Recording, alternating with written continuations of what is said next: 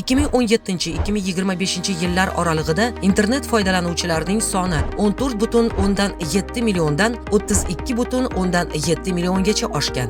Bu deyarli 2 barobar o'sish bo'lib, foydalanuvchilar sonining ko'payishi onlayn axborot almashinuvi, axborot tarqatish sur'atlari va ommaviy ta'sirchanlikning kuchayishiga olib kelmoqda. Tabiiyki, bunday sharoitda fuqarolarning huquqlarini, jamiyat va davlat xavfsizligini muhofaza qilish davlat siyosatining muhim ustuvor yo'nalishiga aylanadi. Mana shu jarayonda yangi qonunchilik tashabbuslari, xususan onlayn platforma va veb-saytlar foydalanuvchilarining huquqlarini himoya qilish to'g'risidagi qonun loyihasi ishlab chiqildi. Mazkur qonun loyihasida jumladan onlayn xizmatlar ko'rsatuvchi subyektlar faoliyati ham tartibga solingan.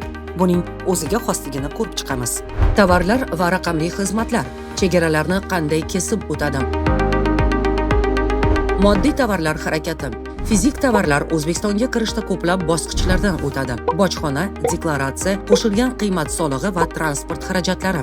Raqamli xizmatlarning harakati. Raqamli xizmatlar esa internet orqali bir lahzada yetib keladi. Bu global, ammo nazorat talab qiladigan oqim. Moddiy tovarlarga nisbatan bojxona boji, aksiz, qo'shilgan qiymat solig'i qo'llaniladi. Raqamli xizmatlar esa onlayn qo'shilgan qiymat solig'i to'lovi orqali amalga oshiriladi. O'zbekistonda raqamli qo'shilgan qiymat solig'i tartibi.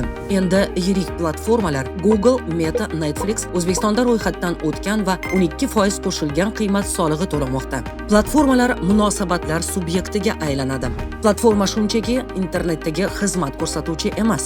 U O'zbekiston fuqarolari bilan iqtisodiy va ijtimoiy munosabatga kiradi. Demak, bu munosabatlar tartibga solingan bo'lishi shart. Platformalarda foydalanuvchi munosabatlari va xavflar.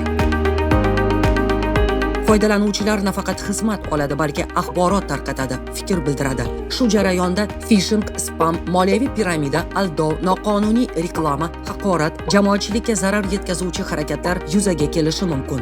Qonuniy maydonda tartib va mas'uliyat. Platformalar faqat xizmat emas, ular axborot va ijtimoiy munosabatlar maydonidir. Shuning uchun ular O'zbekiston qonunchiligiga bo'ysunishi, axborot muhitini himoya qilishi lozim. Raqamli iqtisodiyot uchun barqaror huquqiy asos. Raqamli xizmatlar chegara bilmaydi, ammo ularning tartibga solinishi muhim. Onlayn platformalar faoliyatining yangi huquqiy rejimi.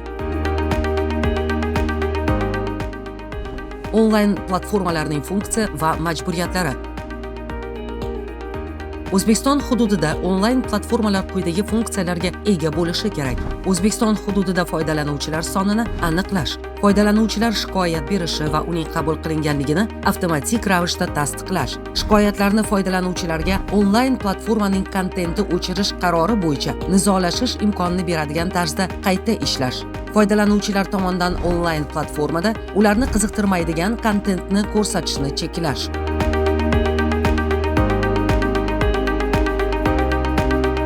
Onlayn platforma mulkdori quyidagi majburiyatlarga ega. Vakolatli organ bilan aloqalar uchun vakil belgilash.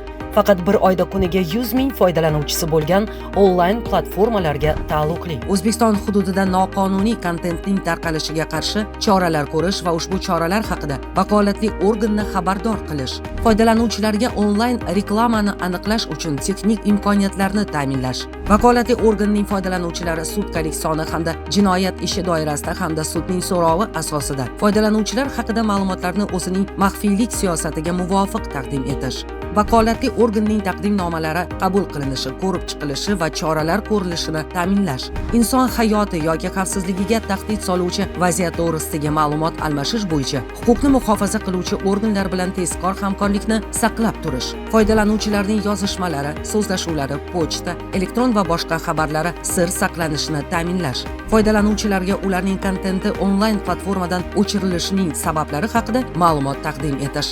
Foydalanuvchilarni moliyaviy xarakterdagi harakatlarni bajarishga aldov yo'li bilan majbur qiladigan chalg'ituvchi interfeyslardan foydalanmaslik. Nogironligi bo'lgan shaxslar onlayn platformaga kirishi uchun texnik imkoniyatlarni qo'llab-quvvatlash. Onlayn platforma faoliyatining so'nggi 6 oy davomida oylik foydalanuvchilar sonini ochiq joylashtirish, bolalarni ularning sog'lig'iga zarar yetkazuvchi axborotdan himoya qilish bo'yicha choralar ko'rish, qonuniy kuchga kirgan sud qarorlarining ijrosini ta'minlash.